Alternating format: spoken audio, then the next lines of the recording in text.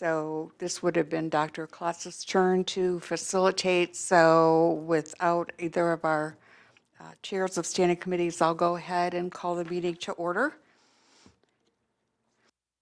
Call the roll, please. Sure. Ms. Newman? Dr. Taub? Dr. Hans? Here. Mr. Landsman? Here. Mr. Furman? Here. Ms. Guadalupe? Here. Ms. Bernard? Mr. Torres? We will be late. Mr. Rubin? Scott? Mr. Kemp? Here. Ms. Summers? Here. The next item is public comment. No one has signed. Is there anyone here who would like to speak at this time? Thank you. Before we go on with our agenda, we want to welcome Pat Kemp, our new board member. Welcome. And if you'd like to say a little something before we get rolling, that would be fine. If you don't want to, that's fine too.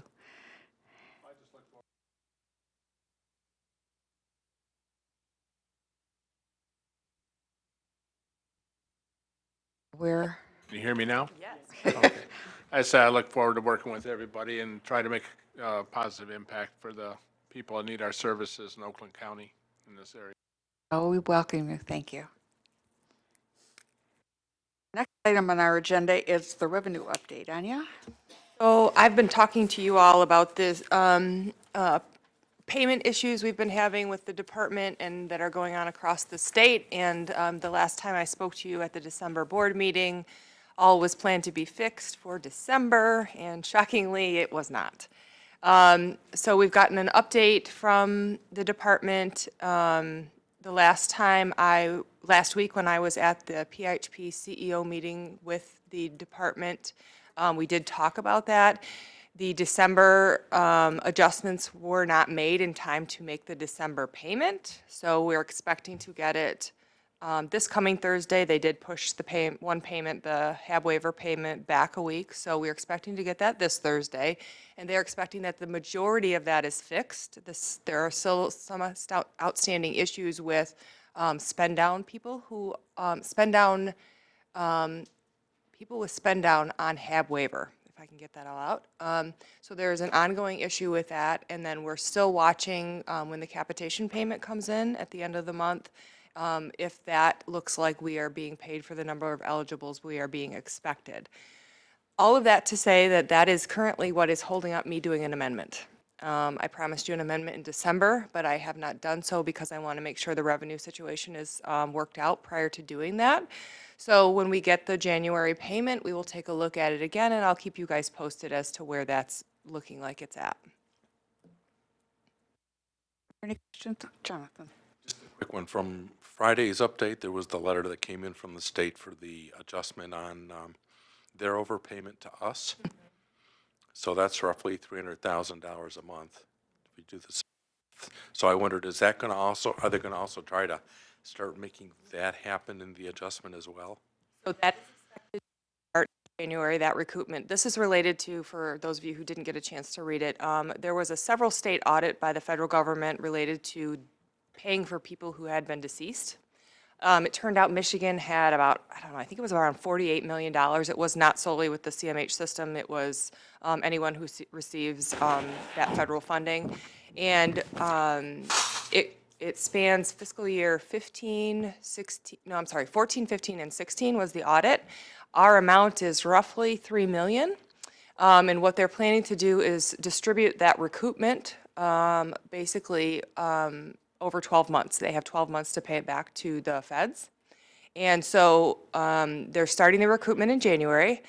Again, at the last week's meeting, we had asked as the PIHP group to have that paused until February so we could validate the data. Unfortunately, it's already in CHAMPS, so they cannot do that, but did say that if we saw any duplication from the the recoupment that was done in fiscal year 18, that we would go through a reconciling process. So that's what we are doing as the finance staff are working on validating, did we get those payments? Did we already pay those payments back in fiscal year 18? And making sure that we still have those as payments that were received prior to considering any of this final. Laura? I don't, is there any comment from the state on the work requirements?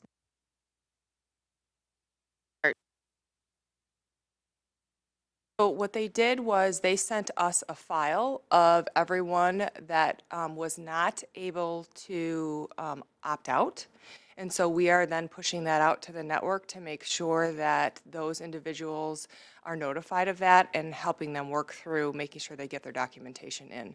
Regardless, it will impact eligibility because those people who don't report the work hours will drop off eventually. I can't remember if it was 2 or 3 months. I'm looking.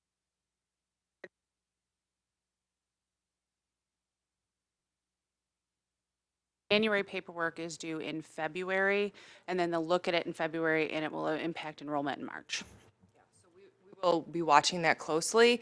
So we're kind of proactively pushing that out to providers to let them know what individuals they serve that would be impacted by this and kind of help them facilitate staying enrolled. You know, I haven't actually seen the individual file yet, so I can't speak to that. Other questions? Steve? That's bad news about the people that were deceased and were already paid, but the good news is those people can still vote.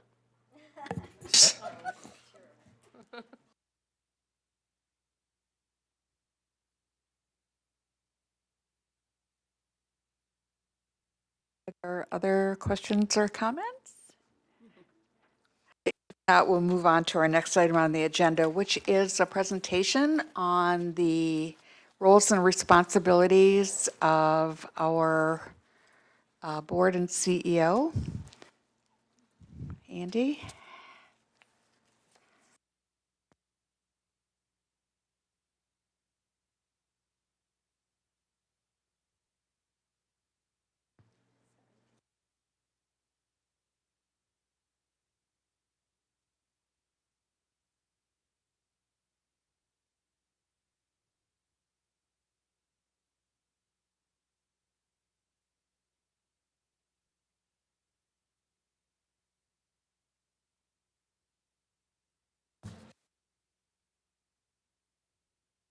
Good evening. My name's Andrew Breggy. I probably met some of you before on prior presentations, but if not, Schultz, we are corporate counsel for the authority.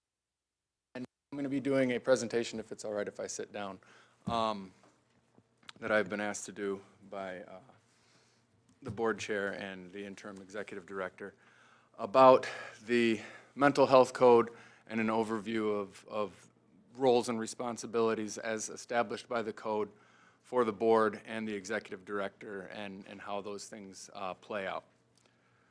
So, brief overview. As we all know, OCHN is a mental health authority. We are organized under Michigan's mental health code. That code is the primary source of all legal authority, and that's going to be where I focus this presentation. We will get into some of the bylaw issues that you guys have adopted, but the majority of everything is going to be based on what's in the mental health code. That's our primary source of all of our legal authority and our responsibility. Questions at the end or as we go? Yeah, sorry, I meant, if we have questions, feel free to interrupt and have a question, but if it's a topic or something that we're about to get to, I'll probably just say that's coming up. But if at any time you have any questions, feel free to go for it. I'm going to kind of breeze through some of the first part before we get into the actual specific board requirements and executive director requirements under the code. The first part's going to be more of a broad, some of the things under the code that applies to just the agency in general, how we became an authority, things like that. But anytime you have a question, go ahead. One question I have around this topic area is, I know we are a separate authority, but I don't know if we were established as a separate authority specifically to stay within the pure confines of the mental health code, or if it gave us broader organizational powers as well. Well, the enabling resolution that we are under was passed by the Oakland County Board of Commissioners back in December of 1996. They can only give us those authorities that are established within. They couldn't give us more authority than they were allowed to when enabling or passing that enabling resolution. They can limit some of those authorities if they don't go with the full broad spectrum. But when that enabling resolution was passed, it went with essentially a copy and paste of all of the broad authority that is allowed under the mental health code. But they didn't have authority to give us more than what's within the mental health code. Really what they could have done is limited what was already allowed, if that makes sense. As you know, the mental health code is a very comprehensive and thick statutory scheme. I think the printed out copy I keep in my office is several inches thick. But it's a comprehensive scheme that sets up a structure as to how we are to deliver mental health services to the broader public. It established what was, when the code was first passed, called the State Department of Mental Health. Now, after several iterations, that is part of the MDHHS, the Michigan Department of Health and Human Services. And then it also established all of the county-level mental health agencies. The code contains all of the regulations on how we provide mental illness, developmental disability, all of the various services that we are required to provide. It also has a very comprehensive section on recipient rights protections. We're not going to get into a lot of that, and we're going to actually skip all of the recipient rights stuff because for purposes of today, that's not really relevant. The code does require that the state will financially support, in accordance with Chapter 3, all of the community mental health service programs that have been established and are administered pursuant to the provisions of this chapter. That puts the obligation on the state to provide that funding. I know funding is an issue that was just brought up. Yeah, the obligation is on the state, but they've got some ways on how they do that that doesn't, at least on our end, always say that they've met those full obligations.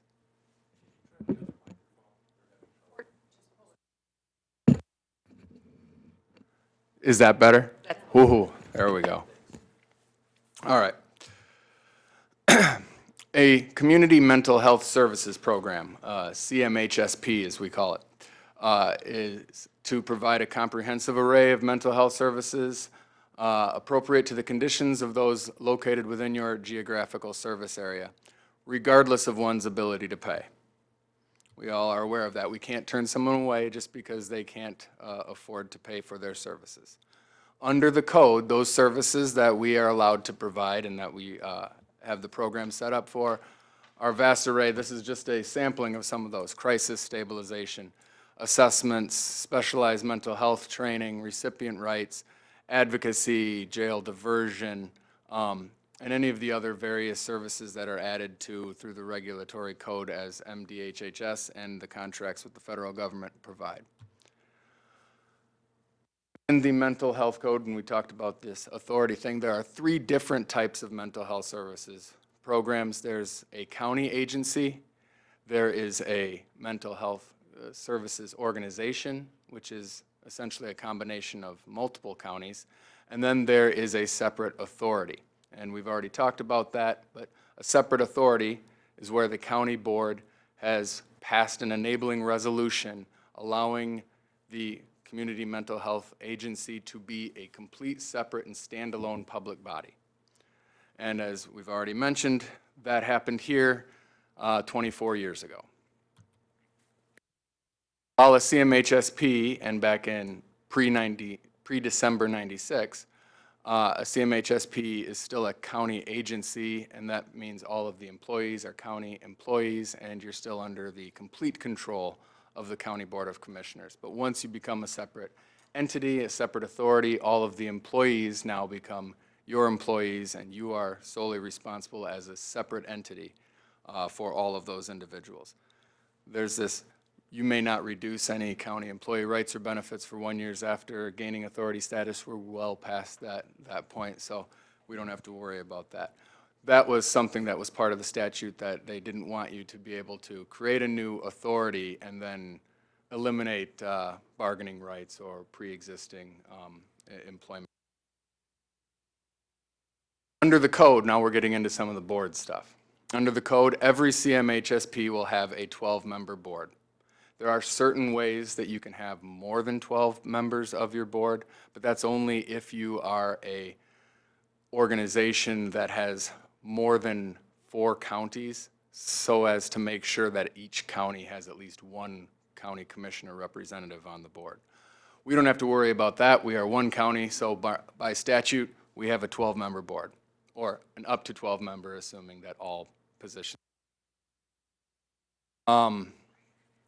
All the board members, even when you are a separate authority, are still appointed by the County Board of Commissioners for 3-year terms. Those are staggered so that you are getting a turnover or a potential turnover of only 4 at any one time. That's to promote continuity so that we, every year or every 2 years or 3 years, don't have a whole new board and have to relearn everything.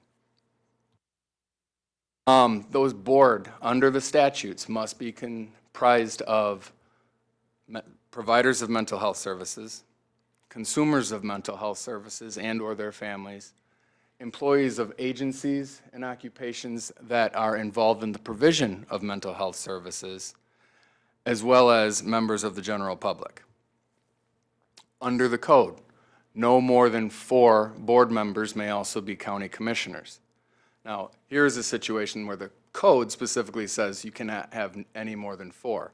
The enabling resolution could have put in a provision that said you will have no more than 3.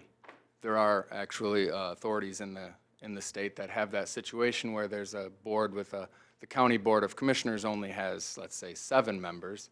You can't have 4 members be on the CMH board without having that also be a county meeting. And so they didn't want that to happen.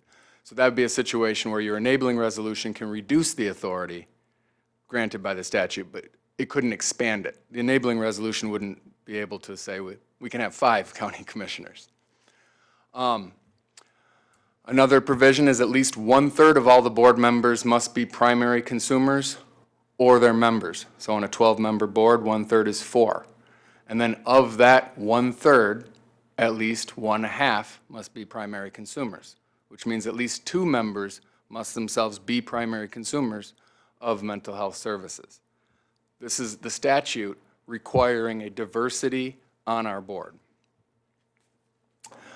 An individual may not be a board member if you are employed by the State Department or by the actual agency.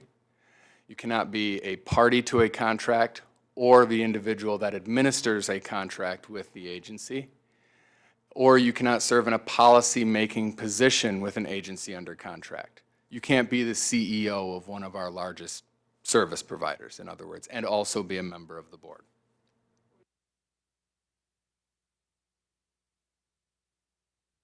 Benefiting from that contract, what does that mean?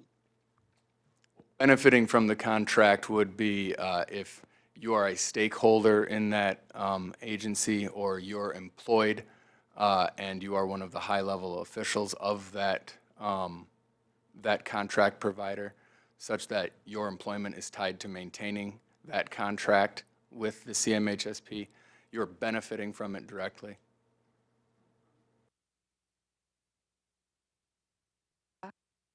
Sorry. It's confusing because it says, if you go to the previous one, it says they want, can you go to the previous? 1/3 of the board shall be primary consumers or their family members. So, The statute is written that way. 1/3 of the board must be primary consumers or the family members of those primary consumers.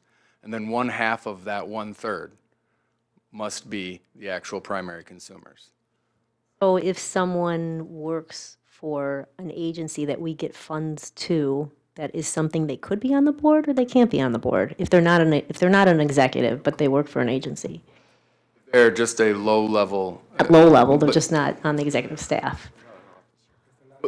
If they're not an officer, they're not a policymaker, they're not one of the people that negotiates the contract, then you have to, you'll still have to look into it. We'll get into some of the conflict of interest stuff. That's a little bit outside of the scope of what we're doing here, but there are provisions on conflict of interest.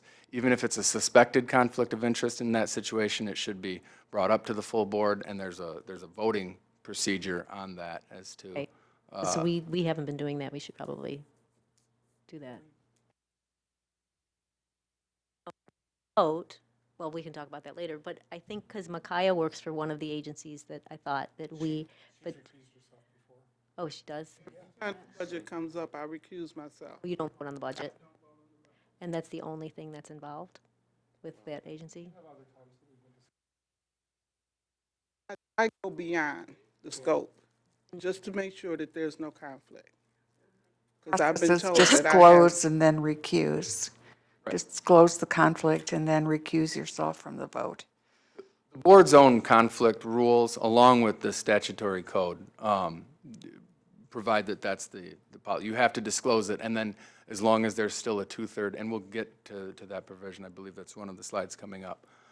There's still as long as it's been disclosed, a recusal, and the whatever vote is still approved by at least a two-third majority, you're in the clear. About people that are on the board of directors of one of our core provider agencies, would they be not eligible to serve on our board? If they're a board member of one of your core providers, that's a good question. 'Cause then there's the issue about whether or not they benefit directly. They're in a policymaking But position. they are in a policy-making position and administering, at least on an oversight capacity, of that other contract. So that's probably going to cause a problem. Get 3 or 4 apply if you looked at the application, so that's why I wanted to. We can always get into more details on those things afterwards. I don't want to keep you here all night on these things. But an individual may serve, this is kind of on the issue we were talking about, if you're just an employee, independent contractor, or non-policy making position with the agency under contract. But then again, it's only when you disclose the interest and at least 2/3 of the remaining board members would vote to approve that particular contract or take that particular action. And that's something that, it's not a requirement of the Open Meetings Act, but it's a specific requirement of the Mental Health Code. Your official minutes of every meeting where that takes place is going to have to detail that information. So anytime a conflict is addressed and brought up, your minutes should reflect that that was brought up, and the interest was brought up, the reason for the conflict, and the vote that was taken afterwards. So that would be a situation where a recommendation for best practice would be making sure that's a roll call vote so you can ensure that you've got your at least 2/3. Here's everyone's favorite payment. Board members, you're entitled to a per diem, but it cannot exceed the per diem rate established by the County Board of Commissioners for all of their advisory boards. So that can sometimes be different than what the County Board of Commissioners receive for just county boards or just county commissioners. But I think Oakland is the same across the board for the appointed advisory boards as well as the commissioners. But that's not the way it is across the entire state, and some people get angry when they find out about that. Well, the board commissioner, you get $100 a day, but I only get 45. You're only allowed 1 per diem a day, regardless of the number of meetings you go to. But you are entitled to out-of-pocket costs for mileage and things of that rate or nature. Removal, whether you are an agency, an authority, or an organization, the board may own, or the County Board of Commissioners may only remove you in accordance with the statute, and that's only for 2 things: neglect of official duty or misconduct in office. And they can only do that after they've given you a written statement of the reasons and given you an opportunity to respond. So due process is built in there, and that's neglect of official duty or misconduct in office. Now, you can always resign, but as far as being removed, it has to be for one of those reasons. The Court of Appeals has indicated that that is a for-cause provision, which means they can't just make something up. They have to actually be able to support whatever those reasons are. And one of the things behind that is it establishes the autonomous nature of the authority from the county's overall control. And that's what allows us to have what's called an arm's length negotiation. We're allowed to contract with the counties that establish us, because while they have appointing authority over the members, they can't remove them without doing it for cause. So the courts have said that's why it's okay for us to contract with the counties that create us and partially fund us. What is misconduct in office? Misconduct in office is not just a violation of statutory duty, but it can be discretionary acts with an improper or corrupt motive. There are three different examples. There's malfeasance, which is where you actually do a wrongful or illegal act. There's misfeasance, where you do something lawful, but you do it in an unlawful manner. Or nonfeasance, where you fail to do an act required by your office. Nonfeasance most likely comes up, or most often comes up, in the situation of a board where someone misses a series of meetings and just doesn't respond and they disappear, but they haven't actually formally resigned. That's a relatively easy one. What is neglect of an official duty? It's kind of the same thing, but you have to willfully neglect to perform your duties, and your corrupt intent does not necessarily require that you must have done something for your own profit. But you have to willfully neglect your duties. Again, the county, before they can remove you, has to provide you the reasons for that, and you have to be given an opportunity to respond in the event you want to challenge your removal. So that's how we get on the board, what's required to create the board. But then the statute explicitly sets forth a whole series of regulations and obligations of the board. So we divide these into the things I call the board's must-dos and the board's may-dos. So what are the required duties of the board? The must-dos. These are all set forth in MCL 330.1226.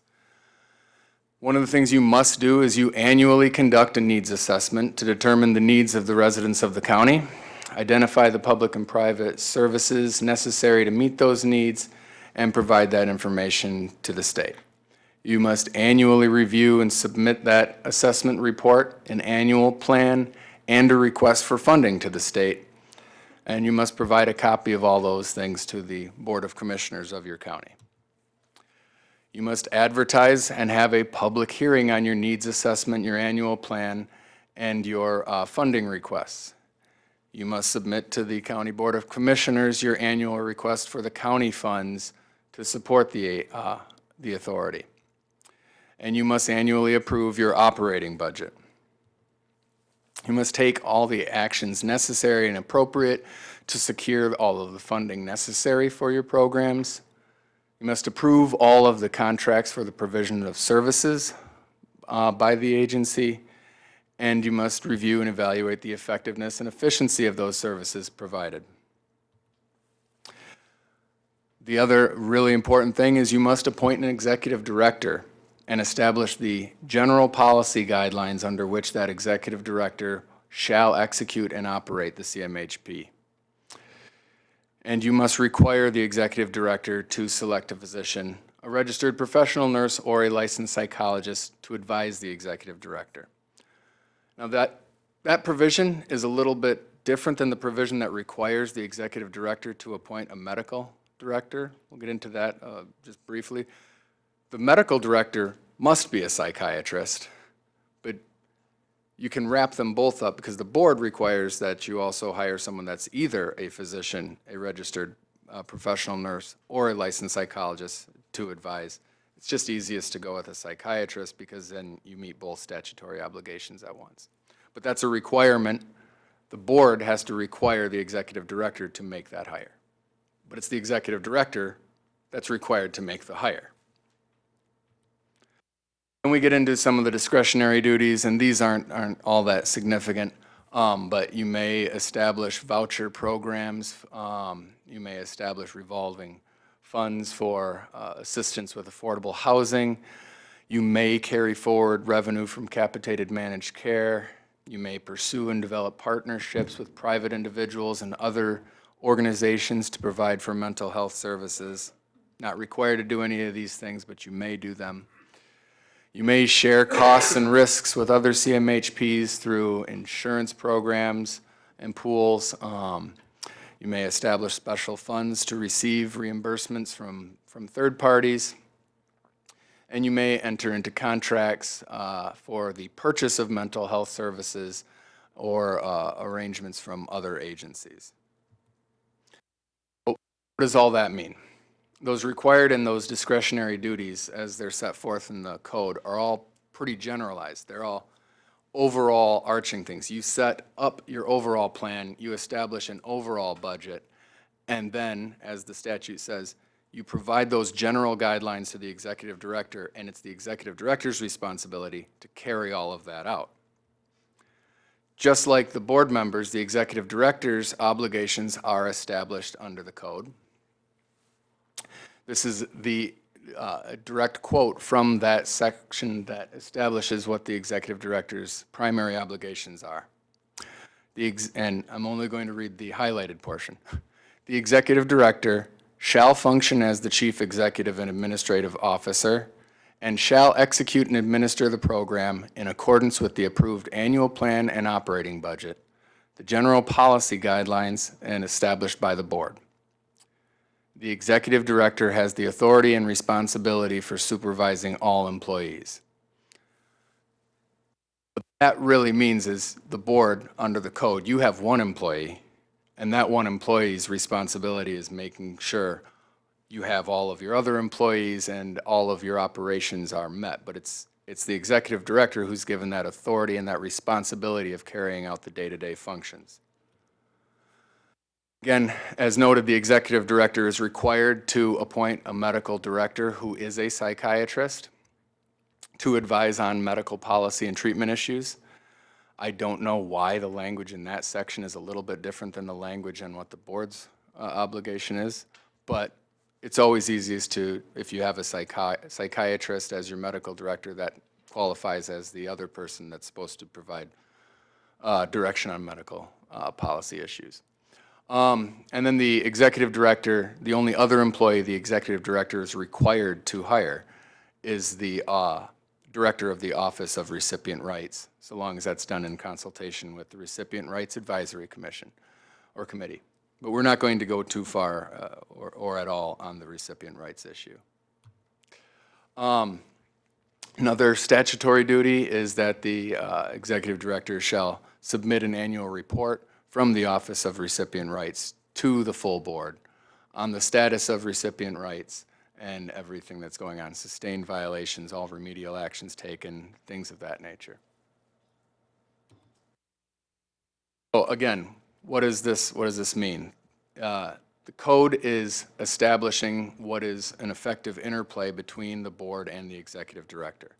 The board does the general policy guidelines, the board establishes the budget, the executive director and his or her management staff are the ones responsible for administering those programs. Again, the executive director is the sole employee of the board, and then the executive director has the authority and responsibility for supervising all of your other employees. And again, it's the codification of how that dynamic works in most public bodies. We have a board that creates overall direction and a chief executive that manages the day-to-day. In fact, the board's own policies, our bylaws, restated this when they were reissued as amended in September of 2018. And that's a quote right from our own board bylaws. The board functions with the support of the executive director, who is the sole employee of the board. The board understands that its role is to provide leadership with regard to the establishment of policies, strategic analysis of the future direction of OCHN, budgetary oversight and approval, programmatic oversight, and evaluation of the executive director. Administrative leadership and oversight of daily operations are provided by the executive director and his or her leadership team.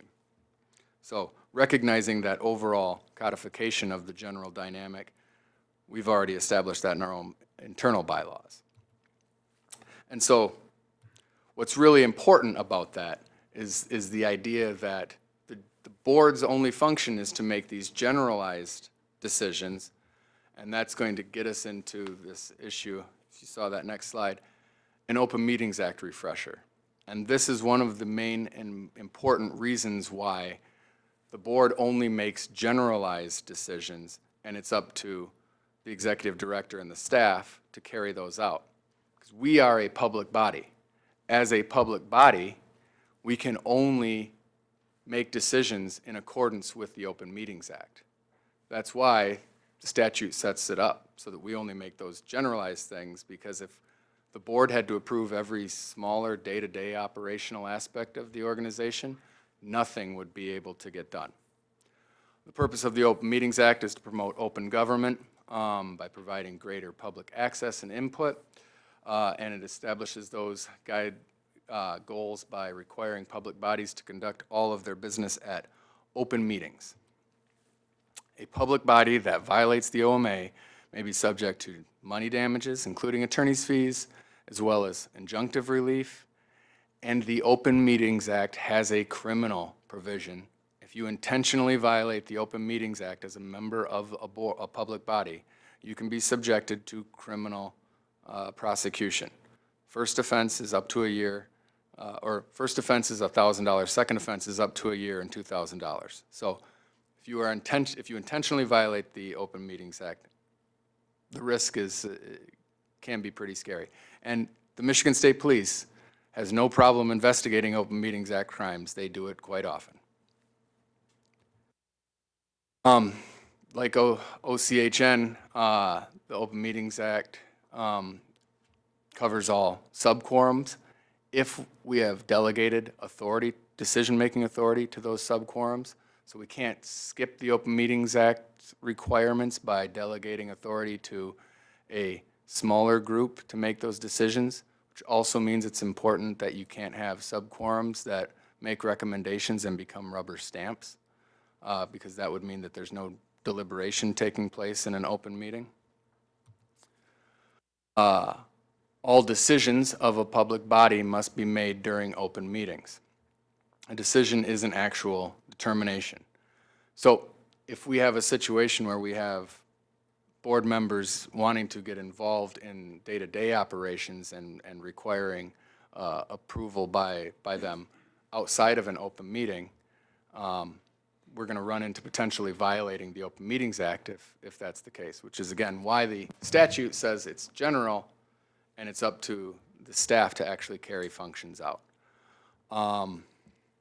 All deliberations of a public body must be made at a public meeting. So that means when you are talking about things, when you're exchanging ideas, debating, carefully considering, or discussing things that is a board decision, those need to be made here at an open meeting that's been properly noticed, not behind closed doors. So that's another reason why it's these broad things that have to take place. We receive a document and we don't understand something about it. Are we allowed to ask a question in an email, or we're not? We have to wait till we get to the meeting to ask the question. Asking questions and obtaining information from, let's say, the executive director or the staff member that sent that out, that's okay. Where you run into problems if you hit a reply all and you get into a discussion with all of the members of the board. But being an informed member of the board is Normally what important. happens with us is I'll ask a question and then and whoever's on it will respond, oh, you can't talk about it. And I'm just asking a question. Well, if we're asking questions and it's something that's going out to the whole board, as opposed to just getting a little bit more information. It's a different if you're debating it or if you're just asking for more information so that then you can be more informed when you're discussing it at the full board. Right. Reply all is a serious issue. Yes, so that's what I'm wondering, if you replied all. Specifically maybe to the that's- staff member that sent it, ask the question. If it's just specifically to the staff member that provided the information, the question just to the staff member, I don't see that as being a significant problem. It's when you would then start getting into a dialogue or a back and forth, and then that's information that never gets presented to the full board, but is what is your consideration on a particular issue. Then if there is a reply all, there is conversation that goes on between board members and staff. And as long as that information is then reprocessed at a meeting in public for deliberation, so this isn't deliberation, it's trying to understand the scope of the situation and the circumstance. It's not to render a decision. It's not calling a motion and providing input. It's to understand the situation. Then we're okay, because it's not that we're going around the open, we are definitely trying to be more informed, and then as long as we communicate the question that was raised, what other aspects that came up, as long as we're being open and forthright, that's the point of an Open Meetings Act. That is the point, making sure that it is open and forthright. And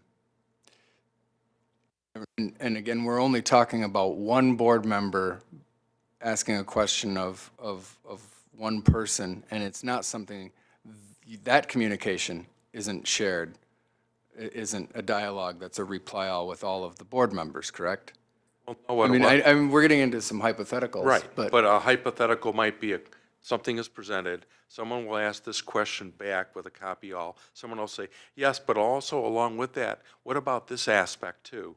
And someone else might say, well, what about this other aspect that fits? Now all of a sudden there's 3 different perspectives going on about different facets of that issue. And it's not to vote on it, there's no motion for it, it's to understand what the different perspectives that may be there as to what's been presented.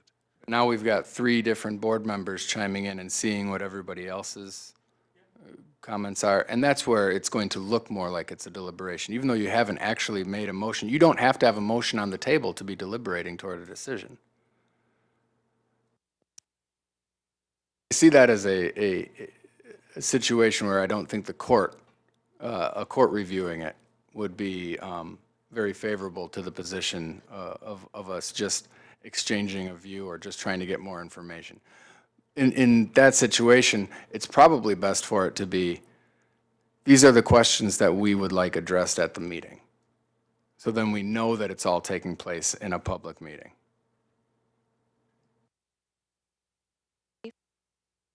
I sometimes will write that caution to board members that are discussing something, but if I ask Anya or Nicole a question and they answer me back, then none of the other board members would even know that that transaction occurred, so then they wouldn't tell me to watch out for violating the Open Meeting Act. And the times I do it, it's because somebody asks a question and it goes out to all the board members, or the answer goes out to all the board members, and then it becomes deliberation. And it becomes that sticky situation we don't want to be in. I mean, when we're sending emails, and we're not going to go, it's my understanding that we're going to have a more comprehensive Open Meetings Act training after the March 31st, April 1st, the turnover for new board members, and we can get into a lot more detail on that. But the electronic thing is a big thing, and it's been going on for years. Everything's going to have a timestamp on it. Everyone's going to know when those things took place. FOIA is going to require those things to be produced if they're asked for. So you're going to have timestamps. You're going to be able to see who received it, who was able to open it. We can't hide if we're doing things like that. So it's generally not a good idea to engage in a dialogue during the email process, which is why, again, I recommend, hey, these are questions. Can we address these at the meeting, or will you be prepared to address these at the meeting? Things like that, and then that way you're not engaged in the deliberation outside of the open meeting. Well, I have a practical question to that.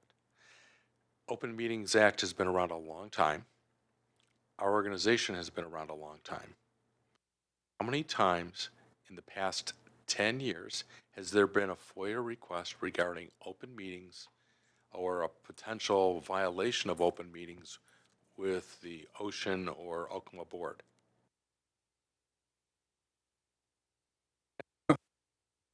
I don't know.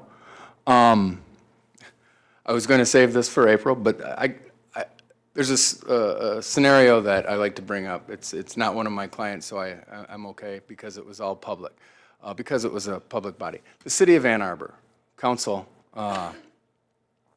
several years ago, they had a situation where they had board members that were emailing and texting each other during meetings. But nobody knew about it because somebody'd have their phone. If it's below the area, nobody would see it. And someone just, a court reporter, or not court reporter, a news reporter sent a FOIA request for something unrelated, but it revealed one of those emails. And the court reporter, or the news reporter, was able to just look at the timestamp on that email and realize, wait a minute, they were in an open meeting at that time. And then that led to 5 more FOIA requests for everybody's information. And then that led to all the embarrassment of it. Turns out these board or these council members were making fun of other board members when they were speaking. They were sending texts to each other saying, hey, if I raise X, will you vote for it? So you don't need the FOIA request specific to searching for Open Meetings Act violations, but it could come up in the context of something else and then lead you down that path. And just because someone hasn't sent a FOIA request doesn't mean past practice that may have been in violation was okay. Bringing it up is, I think, the organization, even though we may have perhaps on occasion stepped along that edge, are pretty good about not deliberating electronically. But I'm glad that we'll get a refresher. I've only been with Rosati Schultz, and so I've only been working for you guys for the last 4 years. But I know that Chris and Pat and Laura and everybody else. So I've seen the files. There isn't a lot there on the OMA and FOIA side of things, but it's been very. I've seen some of the opinion letters making sure that gets iterated. So I like to always bring it up. It's very important. We make sure we're in compliance. That there are some occasions that have come up in the past that I personally felt were a violation and I didn't pursue it. So I wouldn't be so comfortable in that. Are other questions? I would just add that we have made a recent effort, once we became aware, to, when we send things out, when I send things out, when Anya sends things out to the full board, we do it as a blind copy, and that way it's impossible to reply all. So that is kind of an extra safeguard we've kind of built into our process. And should anybody feel the need, I would hope you would talk yourself down from that cliff, but if you should feel the need to send something out to the full board, it would be probably very wise to follow the same format. That way we can't stumble into something we never intended. Right. And so I know we've spent this last few minutes just talking about the email type communication, but that kind of brings us back to the whole thing, the whole idea that the board can only operate as the full board. The board members, you don't have individual authority other than as a vote on the entire board. And so the board can only make decisions by majority vote, which can only be done at an open meeting, which is again getting back to the whole idea of the statute sets the board's authority as establishing general guidelines, and then it's up to the executive and the executive committee or executive administrative staff to carry those things out. Because otherwise, intervention on a day-to-day basis would make things, make functioning virtually impossible. That's one of the things that separates us as a public body from certain like private entities where you may have a very hands-on micromanagement style of a board. That's really an impossibility in the public realm, since the board can only function by making decisions at an open meeting. So it just, when we factor in the Open Meetings Act and the way that the statute is set up, it's kind of a clear delineation on how the authorities and the duties work.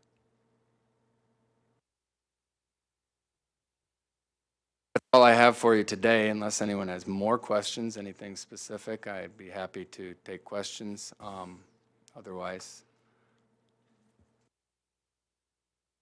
Jonathan, sure. Yes. On slide 41 of your deck, mention what the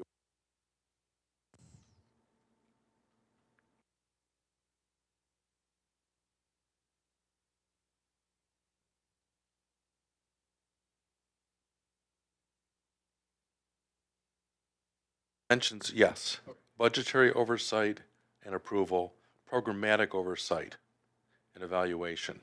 And so I think those are what our two primary policy, our policy and our business ops are, correct?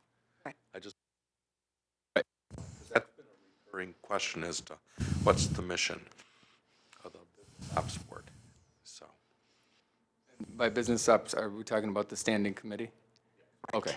Yes. Right.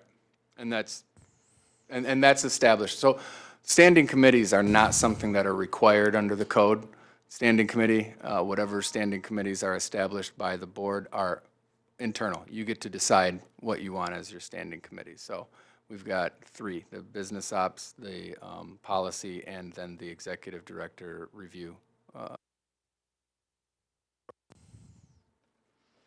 Our bylaws indicate that we can meet as a committee of the whole, Yeah, incorporating those two standing committees. right. And if you're going to incorporate those standing committees and meet as the committee of the whole, then you're no longer a sub-quorum and you're going to be bound by all the provisions of the Open Meetings Act. Okay. Sarah? Excuse me, sorry, hypothetical. So, seeing that the board's responsibility is fiscal responsibility and the executive or the ED daily decisions, if there is, let's say, was to be reductions in staffing due to fiscal issues, is that something the executive director can do without contacting the board, since it ties back to finances then? Does that make sense? It does make sense. And remember, the statute says it's the executive director that has the authority and responsibility for managing and all the employment practices of everyone other than the executive director. So I guess technically, under the statute, as long as the operation is within the budget and the overall program, the hiring and firing decisions would come from the executive director. Now, you want to have a collaborative and open process. Your bylaws indicate that you have to have an open and collaborative process. So in reality, there's not going to be a significant rift without the board being aware of it, I would assume. To make sure you have a function. Remember, one of your responsibilities too, as a board, is to conduct that annual executive director evaluation. If the executive director is not carrying out the functions in a way that's satisfactory to the board, that's something that you have an obligation to bring up during your annual review process. Curious, and I guess first, I should ask Judy, are we going to review our, our bylaws? We are, okay. So if we have a question about our bylaws, we shouldn't talk about it now, it'll just be something for later? If you think Andrew can give you a better opinion, then ask it. Okay, We so, have bylaws and then we have our board Policies, policies. So we have correct. two separate sets of things. so we've had interim board executive directors frequently in the past 4 or 5 years. And our bylaws and our, the other thing, but basically our bylaws do not have the board, choosing the interim director or having, everyone knows, asking the interim director to approve, if we approve things that they do. So the main thing is, could we have, as a board, request that we are involved with approving who an interim director is? Because we don't have that in our bylaws. We do have in our policy, one of the executive director policies is a requirement that when you hire an executive director, they establish a succession plan. Right. And so it's up to the executive director, and according to the plan, to name who the deputy executive is Right. going to be. But without the approval of the board. I mean, that, to me, that's not very open or collaborative. So could we change that?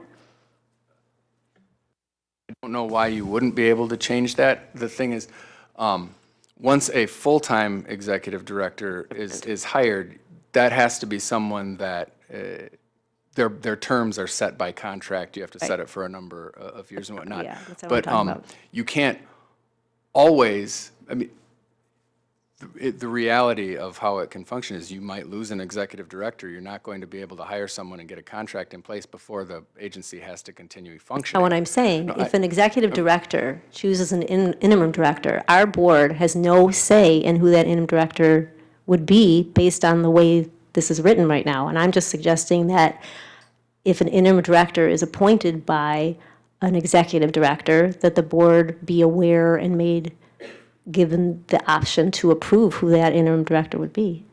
And that would be something that would have to be addressed in a bylaw or a policy amendment. Are there other questions? Thank you. I think you've certainly reaffirmed some of the things that we were questioning, so that was very helpful. To continue the discussion, and as Andrew mentioned, we're going to go in depth into Open Meetings Act once the new board members are in place in April, so we'll be able to pursue some of those questions as well. Hadass asked about what our next steps are regarding the review of the bylaws and the policies, and that kind of, yes, we will be doing that. And my thought, open for discussion, is that we devote the February study session to looking at what changes we might want to make, and also consider the possibility, and I think I feel more firmly about this than maybe I might have at the start of this presentation, is that we consider having someone as a facilitator for helping us through this review and revision. I'd like to take that to a vote at the board meeting, but I'd sure like you to think about it in the meantime. And I think that I certainly see the value in that, because we do have guidelines to be honored, and we do have language to be carefully worded. So in the meantime, if you are comfortable with that process, I think we can move forward and affirm that at our board meeting, that we will devote the February study session to the beginning, the first cut at the revisions to policies, review of policies, review of bylaws, revisions if needed, and we can be better prepared to bring our thoughts forward at that time. It's going to take some thoughtful consideration. I know when I read them, I have some impulsive thoughts, and then at a second glance, it seems worth it to see if there are some unintended consequences, because sometimes that's the direction things go. So if that's agreeable, we'll finalize the process at the January board meeting. Sure, Malkiah. Wondering, since we have two new board members coming, is this the time to start, or should we wait until they join us? I've thought about that too, but I think that sometimes experience and history are a little bit more beneficial when approaching a review. I don't know that the process will be done before they're fully on board, and they could very well be part of the approval process. But I do think that sometimes you just have to have a little time served to know what's working, what isn't, what might be misunderstood, or what could benefit from more clarity. So I think we can move ahead and see where we are at the end of the study session in February. It's just my opinion. So, any other questions or comments regarding going forward with our policy and bylaw review? It is a requirement that we do it annually. We haven't, we're remiss. So we'll make sure that we do that going forward and follow all the rules and dot the i's and cross the t's. So, thank you, Andrew. We'll look forward to seeing you with our deeper dive into Open Meetings Act. forward to it as well. Have a good evening.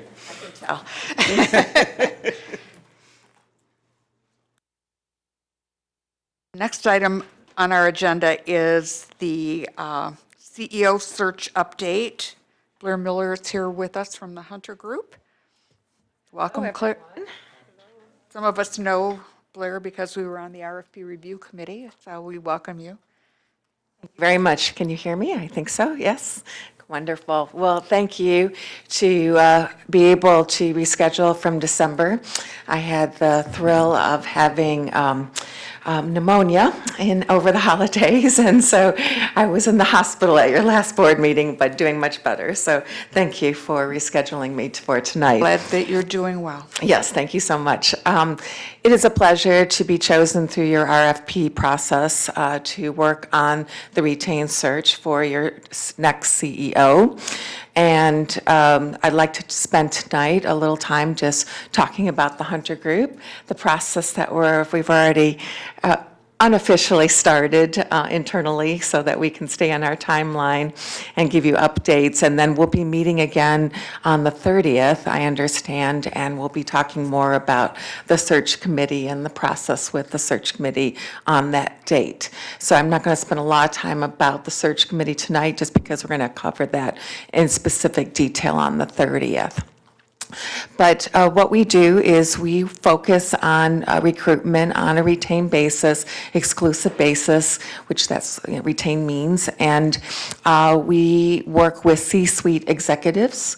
We are headquartered here in Oakland County, just a few minutes away, and have been in business now. We're celebrating our 25th anniversary this year. We're very proud of all the leaders that we've been able to place, particularly in our nonprofit and government sector, including higher ed as well. And we are generalists. We are a boutique firm. We do national and global work. We work with both corporate as well as nonprofit entities, but I will say that we have a special place in our heart for our nonprofit agencies, and we are probably the most active recruiter for C-suite executives in social services here in Michigan. And I've provided you in our overview a nice listing of the clients that we've worked with in recent years and have a wonderful history with, and recommendations also included the CEO from Samaritas and the CEO from the Judson Center who we placed, recently did a COO at Samaritas. So we have a number of clients and agencies that work with you on mental health. And we can't think of a more important mission in our community and where we live and work and want to support everyone in need. So what we've finalized the contract now, so I understand next week you'll be approving our contract. It's a fixed fee contract. It includes everything in the kitchen sink, and also includes a 2-year guarantee on the placement of the executive.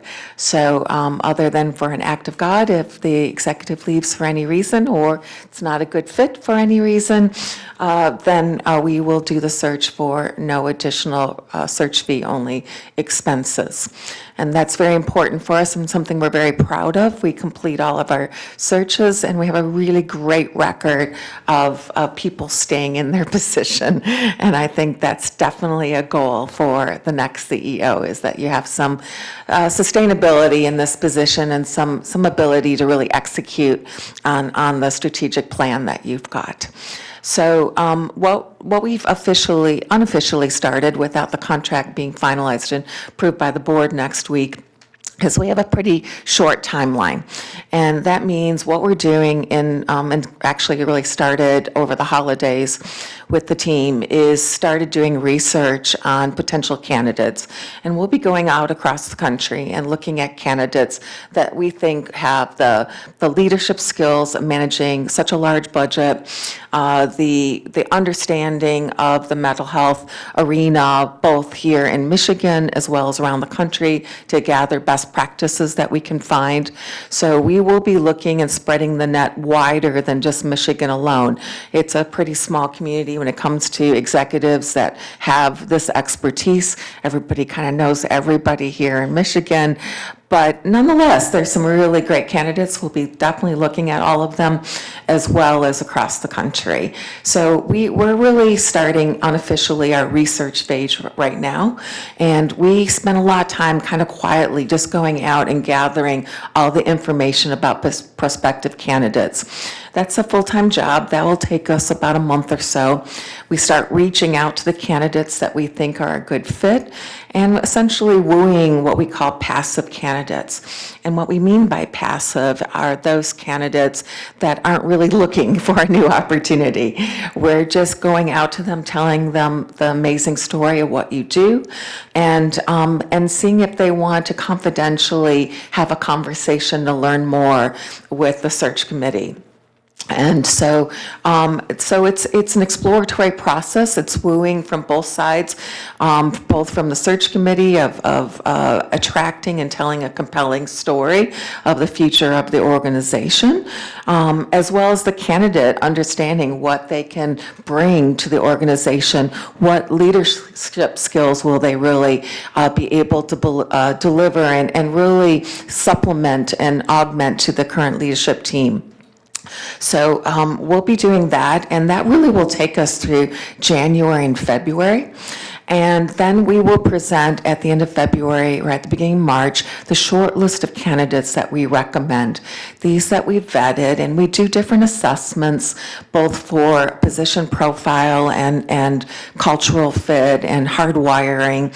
And something that I'll bring to the 30th meeting is an assessment of the position profile. And I'm going to ask you for the traits that you think this candidate should have to be the most successful going forward. So clearly you know what you've had historically, but going forward, what do you think you need in this amazing period of change in mental health services?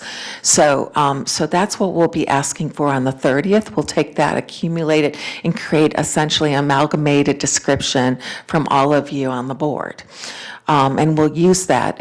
You've got a pretty good job description already. We'll add a couple things to it, but I think job descriptions are good, but it's really all about those soft skills that we're really looking for in leadership and passion for the mission and things like that. It's so critical to match that passion with the mission that you have. And also, I think there's also a certain value of having someone from the Midwest as well. They get the values, they understand the communities that we have here, particularly in the urban and agricultural communities that we have. And so we'll focus again on the Midwest, but again, we'll spread that net wider into some of the bigger regions around the country that have some great organizations and that are functioning well. So we'll come in then, provide a short list. We'll recommend that you interview all the candidates, it's your choice, whether you do or not, but generally the search committees do. And we take you through a couple rounds with the candidates, eliminating the candidates as we go. So it's really a process of who intrigued you enough to bring them back. May have them do presentations, have them flex their knowledge of mental health leadership, as well as their regular leadership skills.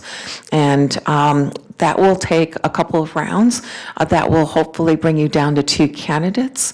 At that time, there will be a recommendation by the search committee of who you recommend, and we'll make sure those candidates are coming along at the same time so they're ready to say yes when the time comes. And then there will be a recommendation by the search committee to the board, at which time would be part of the open meeting to really discuss that candidate, to approve the contract to be negotiated with that candidate. So the search committee will be reviewing candidates.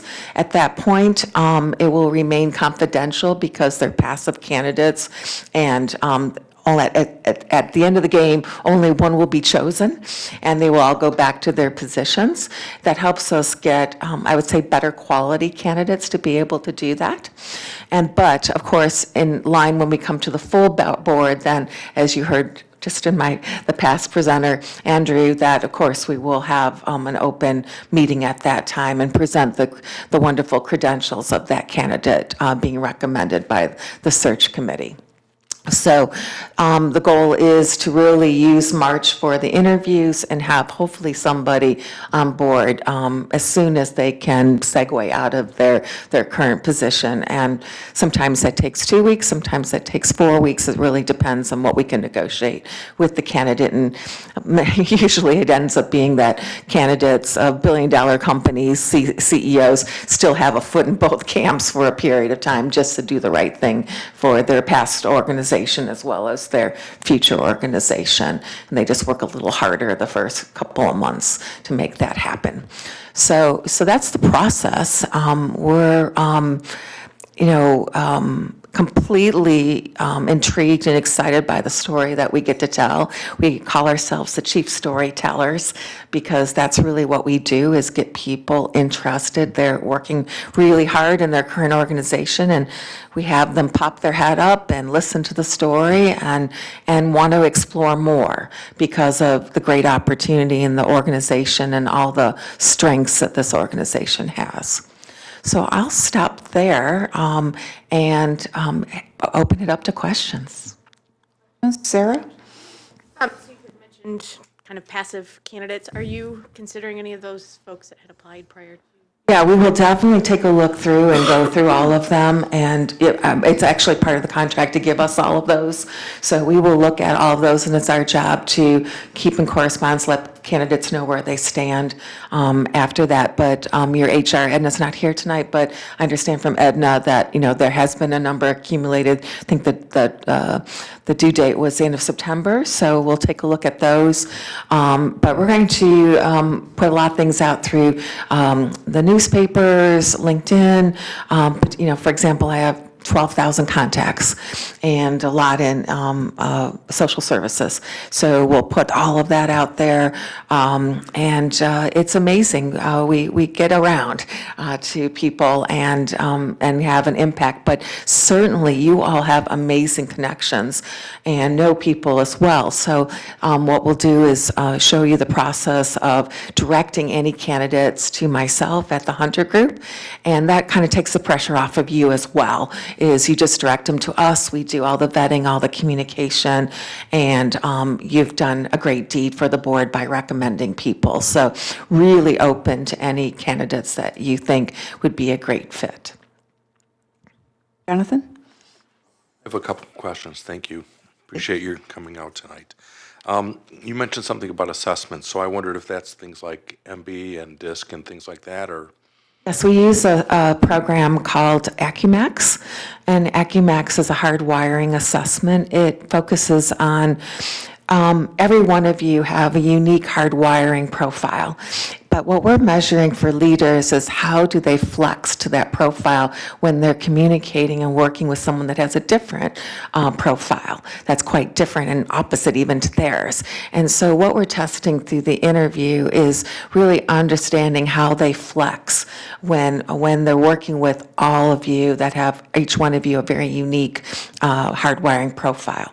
So we use that, and that's really great. We also use it for team building when the candidate comes into the position, because the new team will have all this knowledge about each other. We got a new person in, and so sometimes we'll come in and do a hardwiring team team building exercise, and that's very fun for the leader as well as the team to see how they're all hardwired and understand sometimes when a conversation doesn't go right, why that happened because of our hardwiring and flexing. So that's something that we use. We have a lot of other tools that we can use as well, but we find the candidates and our clients really like that one in particular. It's a good recruiting tool, and it's not, let's say, onerous on anyone to take it, so they don't feel like they're locked in a room for a day or something. Second question I had more to do with the first topic we covered, which is the open meetings. Yeah. So we will be in open meeting These are usually recorded, no matter how big the team is. So when we're interviewing the candidates, I'm going to guess you have some sort of strategy where they remain, each candidate has an anonymous identity so that we protect them because they don't want to get caught in a confidential search themselves, I guess. Yeah, we have different ways of doing it, but we'll definitely want to talk with you to figure out the best way for the search committee and the rules, and maybe Andrew can help us too as a non-standing committee of, interim committee of what we can use and how to best do that. So definitely look to your specific rules around that. We'll finalize that on the 30th. Some research on that, so we're prepared, okay? Steve? What is your recommendation on the size of the search committee? Because some of the board members feel it should be a sub-quorum, like 6 or less people, and then go to the whole board, like you were explaining. And other board members feel that that excludes some people, and they want to have the whole board be the search committee. Well, the optimum size from all the research is that it really should be somewhere between around 6, no more than 8. And I would recommend, just for food for thought for tonight, is that you think about the composition of the board and try to find a cross-section of the board. I notice also some of the dates of people coming off the board shortly, so you might want to think about people that have the history of the board and the organization that can be on it, but also people that are going to stay on the board going forward for the future leadership. So, nice combination of historical legacy knowledge as well as going forward, really operating with that leader and such. But definitely a subset of the board. I have never had a search committee that's the whole board. And the reason is it just gets too big and unwieldy, and there's not enough time to ask questions. If you do a 1-hour interview, you get to ask the candidate 6 questions, essentially, and then the candidate asks you questions. If you have 12 people around the table, you're not going to get to everybody, and it's just going to be a little daunting, frankly, for the candidate as well. So it's just nice to be able to have a subsection, be able to represent the group, and you can think about who can best represent you. And based on the composition of your board and requirements, I think, if you take 1 or 2 from each group of the composition, that would be great. And remember, what we're doing is we're assessing leadership.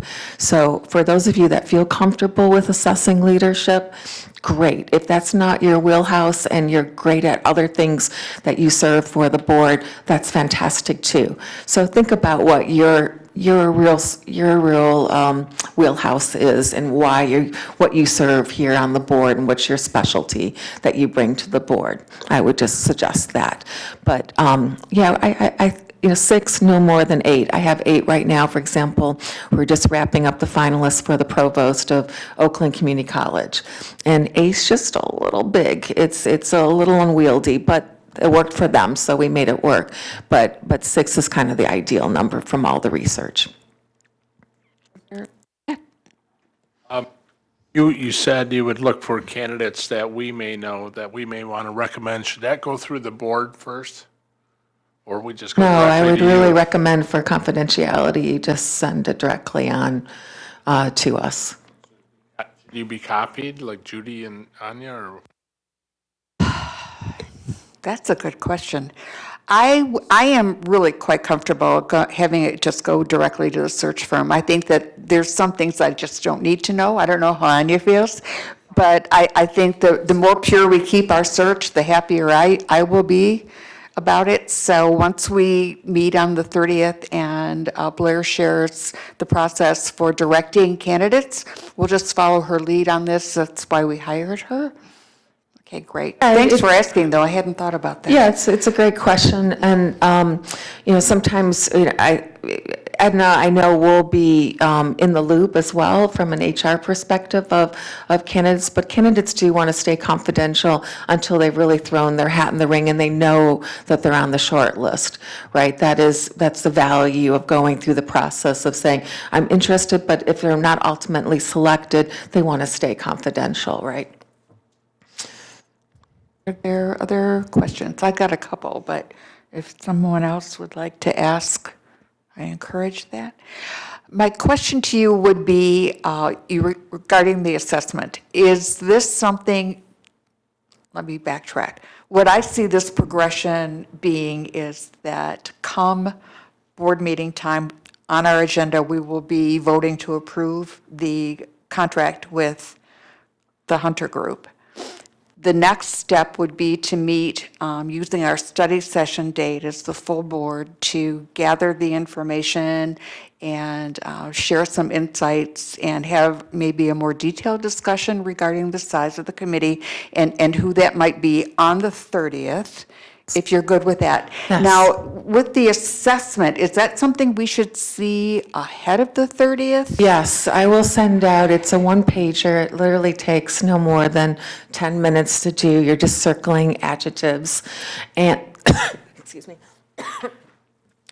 And what we'll do is then we will input all that information. So I'll send them out ahead of time, but if you don't have time to do it, that's fine. You can do it at the meeting on the 30th, but I will want to collect them all on the 30th. So I'll send it out in advance. It's a handout that you can do and just circle and bring with you to the meeting, and then I'll collect them, and I'll bring extra copies if someone doesn't have time to do it before then.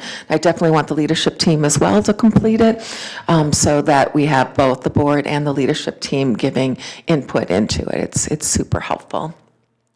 Great. Are there any other questions? So we'll have ample opportunity to discuss the results gathered in the assessment and Yes. to do the process questions and the other nuts and bolts that will lead us forward to telling our story to the best possible group of people. Yes, one thought I just had is that if we want to see the results on the 30th, then I would ask everybody to do it ahead of time, but I just know from past experience, it's going to take a while to collect them. So I think if we just get them done by the 30th, then I can send out to each of you the amalgamation of what we found. That's open and transparent for everyone to see, and you can see what the collective group thought about the experience. I can share with you that I did this recently last fall with Oakland Community College, and it was really wonderful. I will say that the chancellor really didn't know what everyone was going to say, and when the amalgamation came out of what the group think was, it was exactly what he had hoped for. So it's really kind of fun to see all the great thinking and how it comes together. So I think you'll enjoy that part of it. Now, what we'll do is, obviously, we will find people that match that as close as possible. But again, what we're looking for are leaders that have the emotional intelligence to be able to flex to others people's styles, right? That's what creates great communication and workflow. Hello. One of the things that you had mentioned before is that you wanted to get input from people we serve and the community. And I just wanted to know if that was still part of your process, and if it is, how did you plan to do that? Yes, well, certainly I'd love to speak with the board members that come from the community. But if there is another forum where I can talk to people or such, I'm very open to it. So I would just look for your guidance. Maybe Nicole, you could tell me if there's a group where I could come in and just chat with them and understand. At some point, I'm very happy to come over and talk. That would be amazing to hear, their stories and what they need. Sarah? You had mentioned in the interview that probably 6 questions would be asked, and I know we had worked on something you provide guidance on, or Yes, Sarah, we always help with questions, but if you have questions that have worked for you in the past that you're really comfortable with, fantastic. If they're helpful to you, great. If not, we can provide some others. We're really focusing on the leadership skills in these sessions, and passion fit too, right, for the mission. yeah, because I believe we had gotten community staff Yeah, and board we, input on? when we were attempting to conduct the search internally, we did some outreach to the people we serve, to board members, and to our staff. And we did come up with a collection of questions that it probably would be valuable for you to review. We thought the questions were really very close to getting to the heart of the matter, but we could certainly benefit from some additional questions that might be also able to reveal the leadership aspect. We were, I think, a little specific in some of ours, but I think that it would well be worth your review to see the kind of direction that we've already probably revealed in what we're looking for by looking at those questions. So. Yeah, let's accelerate the learning with anything that you've already put together. That's fantastic. Don't need to reinvent the wheel here. Jonathan? Last question for me, because it came up on the topic. In the past, we've had the experience of using the same set of questions over and over for each candidate. What's your perspective on doing that, or using different questions to bring out the insight about a candidate? Yeah, so that's a great question. On the first round, we really try to keep it at the high level because it's kind of like the first date, right, with the candidate. You're trying to get to know them, and you're just ruling out who you don't want to move forward. You're not choosing the next CEO. You're just ruling out who stands out from the group, right? So the first round are higher level, more strategic kinds of questions, understanding their background, and we do have the same questions posed for each candidate. We do want to see the differences of their answers. In the second round, what we traditionally do is have them present on a couple topics that are challenges for the organization. You know, the funding strategies going forward for the state of Michigan. How are you going to deal with the uncertainty of that funding structure? You know, things like that. We'll have them present on that for a couple topics for about an hour, and then with Q&A through that. And then we have also some more, let's say, hardwiring questions that are more specific to them, and things that the search committee wants to understand better from the first round that they did. So those tend to be more specific to each candidate on the second round, where we take that deeper dive. And that's really important to have those two rounds. They're very different, and they either really lock in your feelings about that candidate, or you get a whole different look at a candidate that gives you a more multidimensional look and feeling about the candidate. So we do have people change their minds about candidates after two rounds, but it's usually pretty easy to rule out the ones that didn't stand out from the first round, that didn't seem to be the right fit. We usually don't have a problem with that. And then obviously get it down to two candidates. We like to stick with two to make sure that if the first one doesn't take the contract for whatever reason, then we've got a backup. In this case, because of the open meeting forum, we'll be making one recommendation, but know that we have a second one that we've also kept pace with too. But because of the unique nature as a public sector entity, we will be working very hard to make sure that candidate will be ready to say yes, understanding the contract details in advance and things like that. We try to work on all the objections from both sides as we go through the process. That's our job, keep everybody ready to make a decision. Are there other questions or comments for Blair? In the meantime, we'll be approving the contract or voting on the approval of the contract at our board meeting next Tuesday, and then pending that approval, we will be gathering on the 30th at 5 o'clock to go deeper into the process. Thank you. It's a great honor to be awarded, and if you have any questions in the interim, please feel free to reach out to me. My information's in the handout, and we really look forward to working with you and finding your great next leader. So thank you so much. Thank you.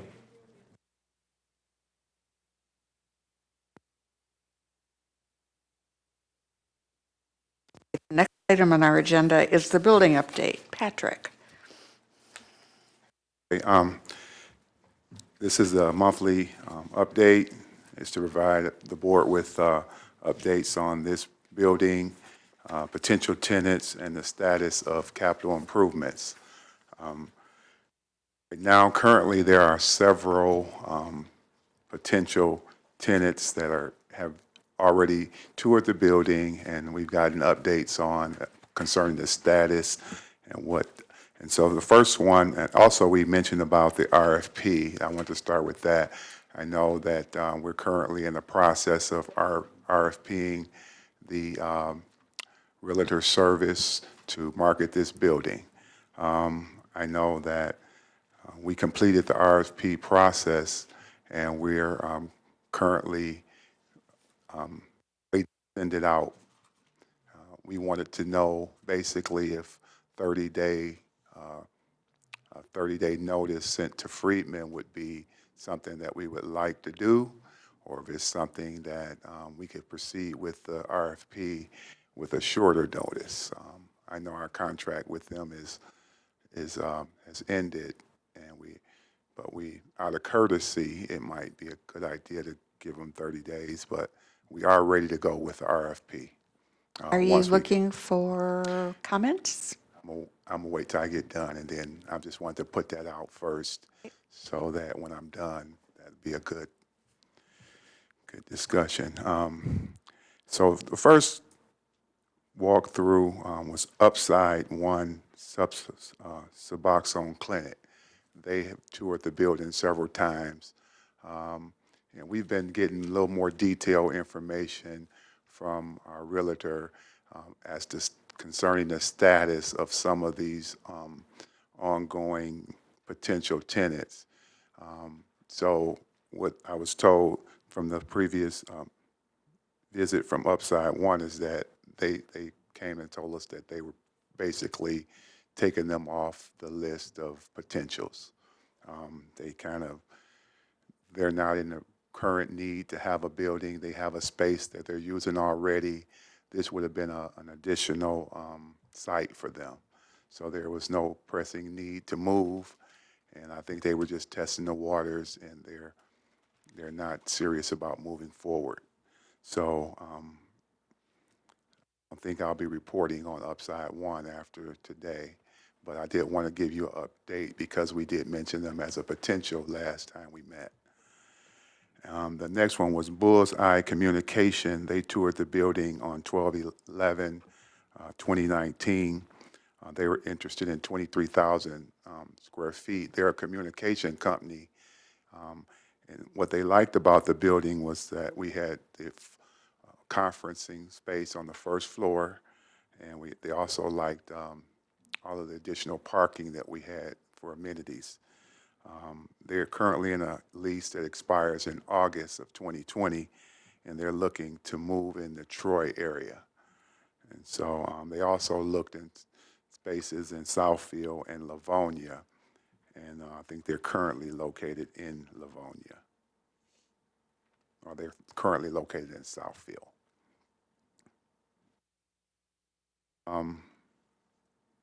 And so that's the information I got on them, that they were looking to move into this area, and they are looking for a complete second floor, which we had available. That's what we showed them when they toured the building. We're interested in a 5-year lease as well. And the next potential tenant was Coral and Associates. It was a company that just recently moved into the Timberland building. I think it's 2 office suites down the road from us. This is a property that's not owned by Freedman. It's not owned by Freedman. They paid a higher rate of lease rate at Timberland, from what I understand, but it was more in line with, it was a CPA firm, and it was more in line with what they were looking for in the office building. And so they did like our first floor conferencing space and all of the additional parking as well. Most recent tour was, walkthrough was with Plant Moran, was representing an undisclosed entity, a nonprofit entity that was undisclosed, that's currently located in Livonia. and they were looking for 5,000 square feet. They said we were on their short list, and their short list included this building, 7,000 Tower, which is owned by Friedman, and also the Timberland building. So those were three that were on the short list, and there were two others that we didn't know the name. It was five potentials on the short list. They're also looking to move in July of 2020. That's when their current lease expire. And the ACHC is a potential tenant that's been interested in our building for a while, but when we first reached out to them, their current lease does not expire until September of this year, and they would potentially be able to move in October of 2020 of this year. Right now, there's a strong interest in them moving into this space. They're looking for 6,000 square feet, which would fill up the currently vacant space on the third floor. They're waiting space planning and pricing, and current negotiations are still being made with them.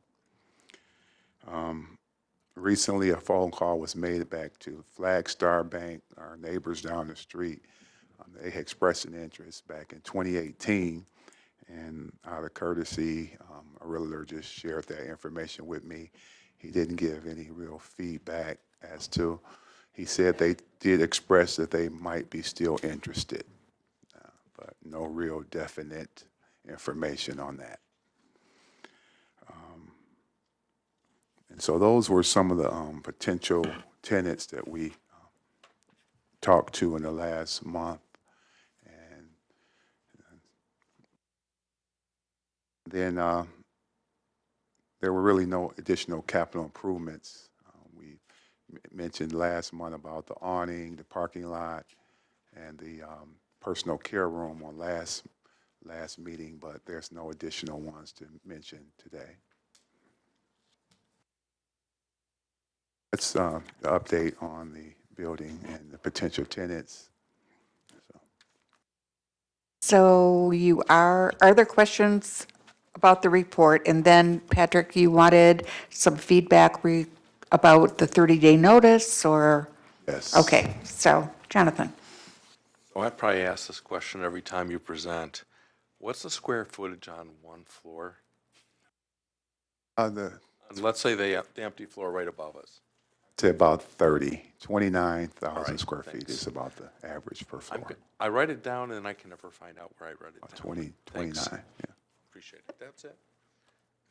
Okay. What is the, I looked at this and I saw the negative cash flow. What is the break even? How much space do you have to have?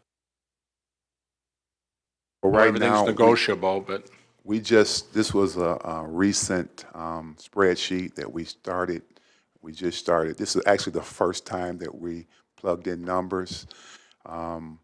We plugged in the base rent, and it's to act as a balance sheet, basically, and we plugged in the base rent of what we would pay as tenants on that first line, and that includes what we pay and also the common space that we occupy if we were paying rent here. And also it also includes one of our tenants on the New Horizons who've been paying rent all of 2019.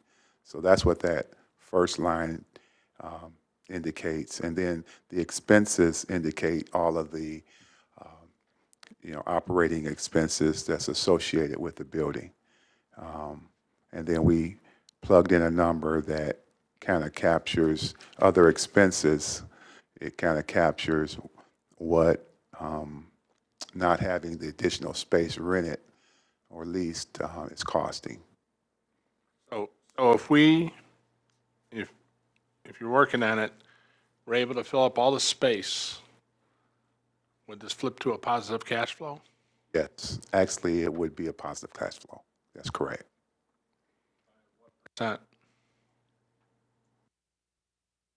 understand it's all negotiable. So Basically, just winging it. Yeah. What would you think?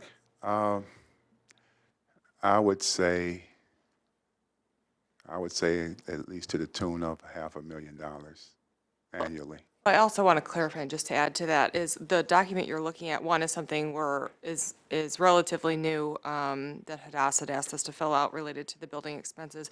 What this doesn't include is the rent now being paid for the one larger provider that's on the third floor, but it does include the capital improvement for that provider. So it's a little off, it's a little misleading from that perspective, in that we had funded the build out, but hadn't started collecting rent as of this date. So in fiscal year '20, they are now paying us rent.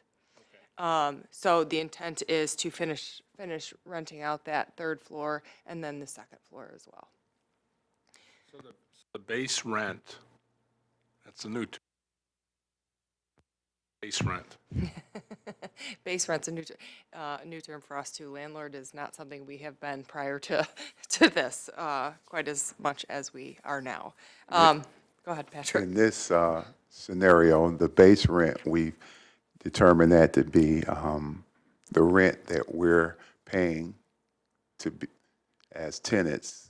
If we were tenants in this building, what our rent amount would be, plus any additional revenue that we get from other tenants that's paying rent. The way our contract works is basically we charge back our expense to Medicaid that reimbursed us for it. So that's essentially, we charge Medicaid at cost, no profit at cost. And so the current tenants we have are providers of ours, so they also get that at cost rate. If we bring in any tenants that are outside tenants, they would not necessarily get that at cost rate. Okay, if I also answer for Patrick's question, well, we have two Patricks here. Yeah, so this is a complete draft that we wanted something so people could see what, kind of where we are with the building. And if we lease up the building, we're also going to have to pay for the capital improvements.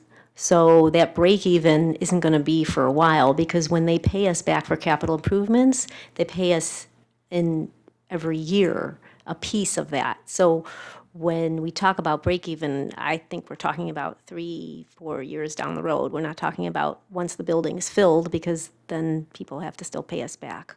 So this is just 2019. We're hoping to get a quarterly 2020, and then it'll be slightly different, but at least we have a handle of how much money going out, and eventually in a few years, if it's all filled up, what might end up coming in.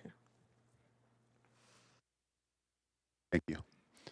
And so, as Anya mentioned also, we did have a large provider that moved in November, and the rent that they pay is not on this report, but it'll show on the quarterly report next time that we present. Yeah. That was an update from the building. Right now. Okay. I was curious why this started with 2016. That was just the template that we got. Yeah, we just had the template. I actually had hid those columns, but I brought them back out because I needed to get that per square foot total.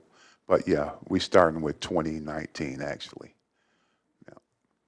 The question is, if we lease space to an entity that's not a nonprofit, does that impact our, how do I put this? Will that impact our status as a nonprofit entity? It would not impact our status as an organization. It does impact the building, which would then proportionally be subject to property taxes. But what we have done within the lease is say that if you as a tenant are subject to property tax, you are liable for that, not us as an organization.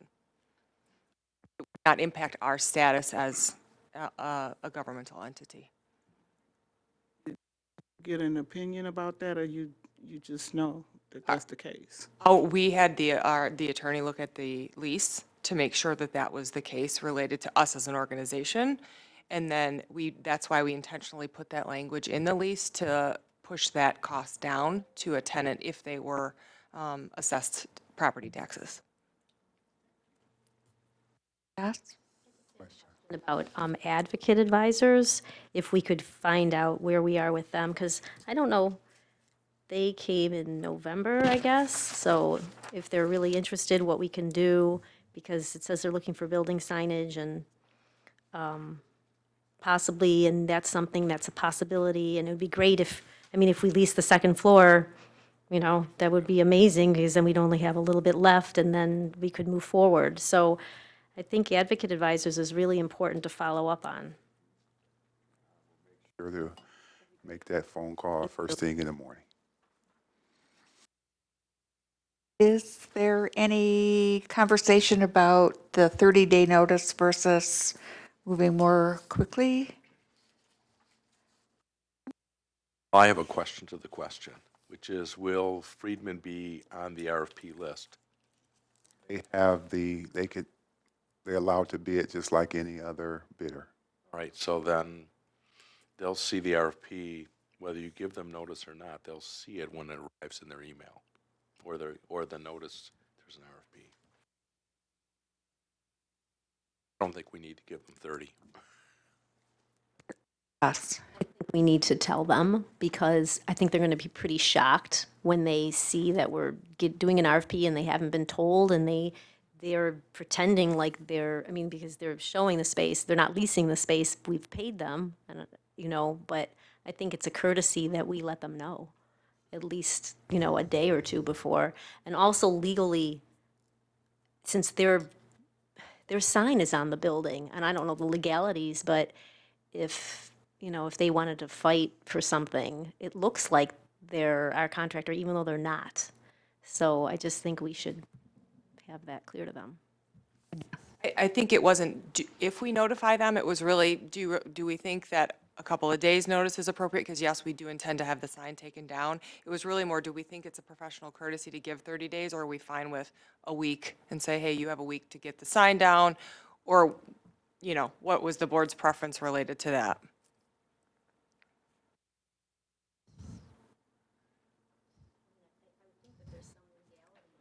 I feel like there's some legality answer to timing of asking, you know, I don't know. I don't know the answer to the question. But I might want to ask an attorney, maybe, if we need a certain time period based on, it looks like there are working for us, but they're not.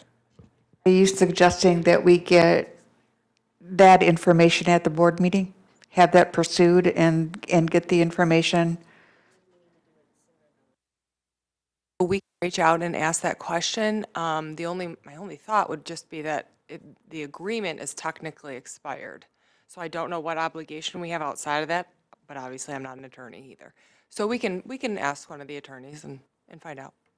I mean, the reality is they have the same opportunity as anyone else to bid, so in a competitive bid process, they could win. So just saying that we have decided after 2 years that we need to RFP the process to make sure that we're getting everything we need. And just because we talk about everything, regarding status on 3, I don't know if we're saying everybody's names. Are we being recorded? Yeah. So we may want to close, there's one tenant here that we're working with. We may want to close that with Friedman so they don't get upset. You know what I mean? I don't know. ECHC? Yeah. Yeah. So, yeah, that's Yeah. obviously Okay, waiting on just me saying. to have a conversation with you about that last bit of that. But that one and you correct me if I'm wrong, from a professional standpoint in regards to this industry, is that once they've kind of started it and shown it, it's kind of theirs.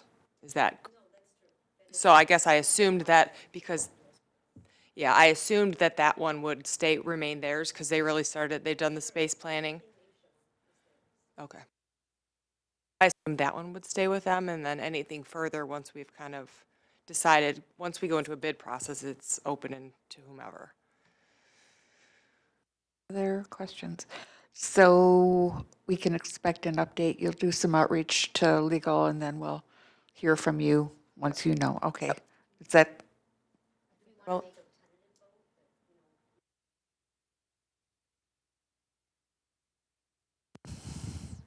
what's your pleasure? if I can have 2 cents on that, I would say I'd like to get this rolling, quite honestly, if no one has a problem with it and we see no legal reason I mean, it's been 2 years. I feel like it's time to get this moving and So let me make sure I understand. So if legal says that a week's notice is just fine, we'll just go ahead with it? that's okay with you. We'd like, I mean, I think everybody's on board with moving on. Whatever's legal. Other questions or comments? Are you good on where we are then? Okay, great.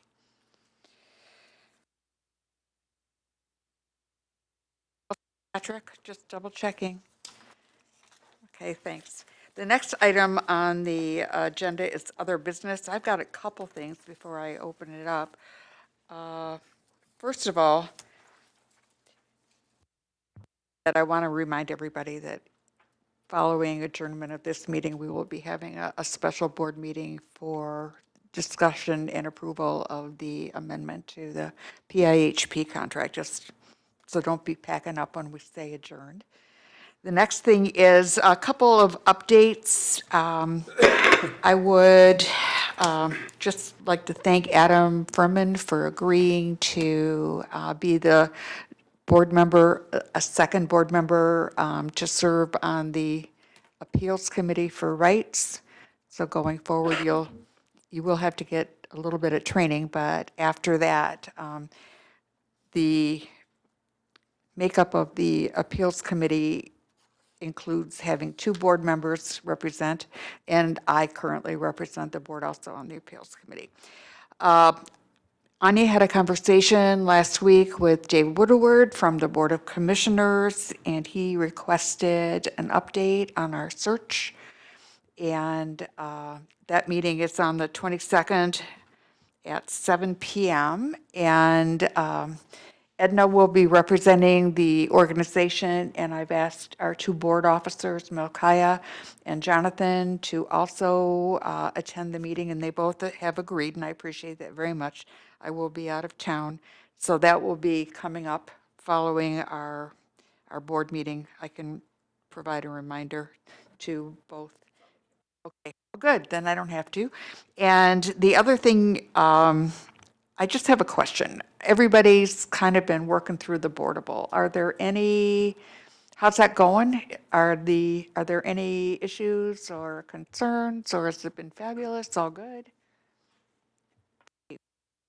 Not any problem, just something I've discovered. We got a bunch of letters in our agenda for the meeting, and I was trying to read them on my cell phone, which is impossible to do. So I tried to put it in the landscape, and it wouldn't go.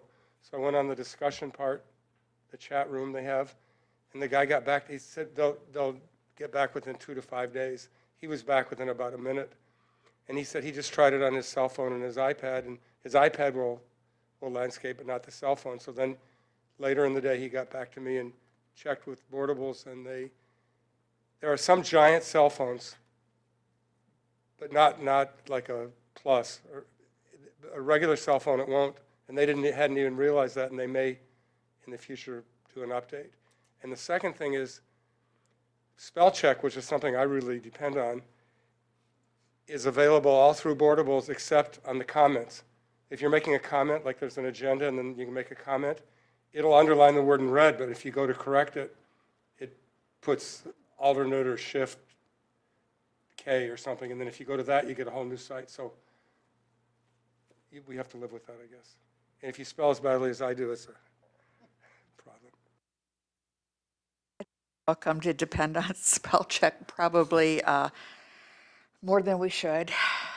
I have had one small issue. I noticed that if I get something that's DocX, it goes into a folder on my laptop.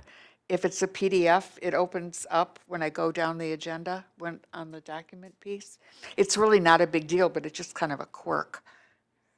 So I have to move from the boardable, well, I can hit download and it'll come up, but for some reason on my computer, maybe it's too old, it's 3 years old, I think. It won't open the docx when I click on it, but it will open the PDF. I think I might just start converting them all to PDF because once they hit Vertibird, they're board doc at that point, once I publish a meeting. So moving it all to a PDF to where they can't be changed anyway would be, That works for me. Malkaya, thank you. I had a good experience overall with it, but I noticed that I couldn't access the dashboards. And because I needed a login, which I didn't have. So IT connected with me over the phone and set that up for me. So if anybody's trying to get into the dashboards and you can't, you have to go through IT to get the. I got a while back, Diana emailed out the password and username in 2 different emails. I have that now, so you can just contact me if you need that now. So I just set up a ticket with Mikhail initially and then Diana after that. So I've got that now, so I can get that for you. You're talking about the ID.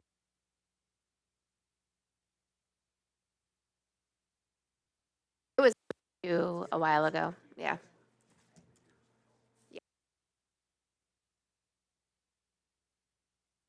We need a reminder in case we don't.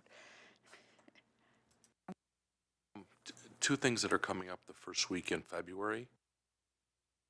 Conference in Kalamazoo, for those that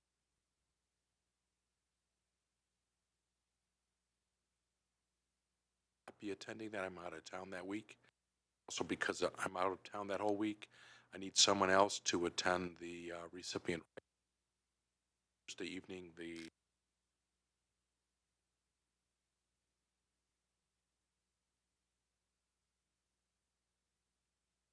dinner.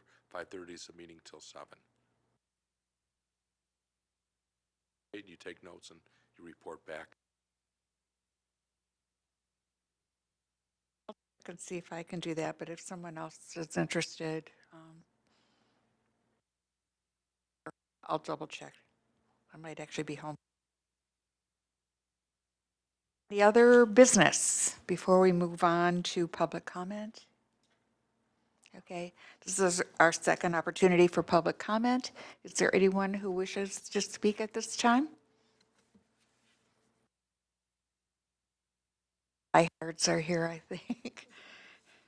Okay, moving on, board member comments. We'll start with Adam. Do you have any comments?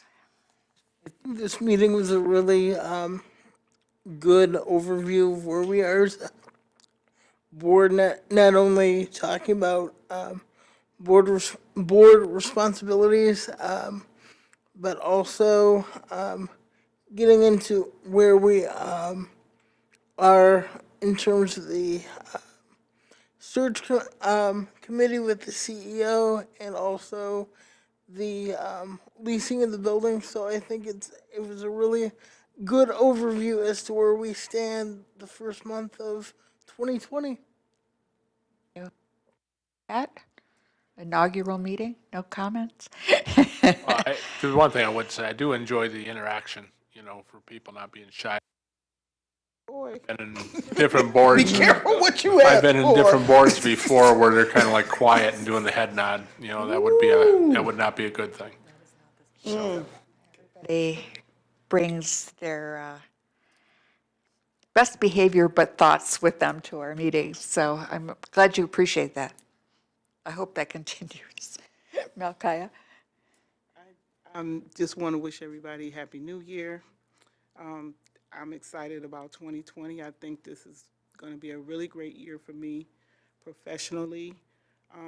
I was accepted to do 2 poster presentations. My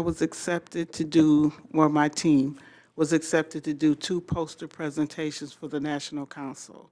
And I've never heard of anybody doing 2 posters. So I'm very excited about that. More to come. Stay tuned. Steve, any comments? No? Vijaya? Happy New Year, and I'm very happy that this was great meeting today, and I think we will continue this format. I was really impressed by and learned a lot during the presentation by do this, if not every year, every other year. And I think with this kind of discussion, I always learn something new, and some things that are not very clear become more, me at least. For example, today, the conflict of interest, that piece was really important for me to understand, especially because I have family member receiving services.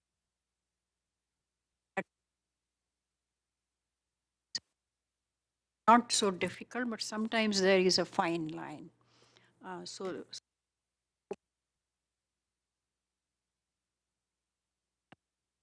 I've said enough today, so I'll stay quiet now. Yes.